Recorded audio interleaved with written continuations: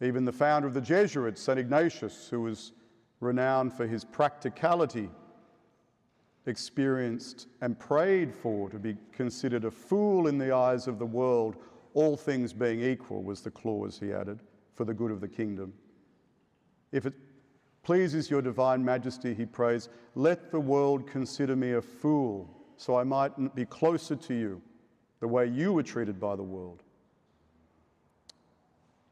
Ignatius, when he set out on his journey, the beginnings of his conversion, and it was radical the way it was for Francis.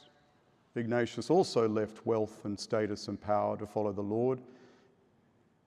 There's a scene where in his autobiography, which is a terse document, he didn't like talking about himself, but in that he falls into the mud. He's dressed as a beggar, just like Francis took on the clothes of a beggar, which became the habit, the Franciscan habit.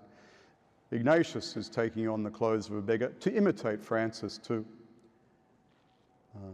He says in his youthful early stages of his zeal as a convert back to the faith in a way, to a real faith, he wanted to beat Francis and Dominic. He realizes how foolish that was, but that was his style, you know. He had to really let his heart be broken open later to let go of that, but he freely admits that.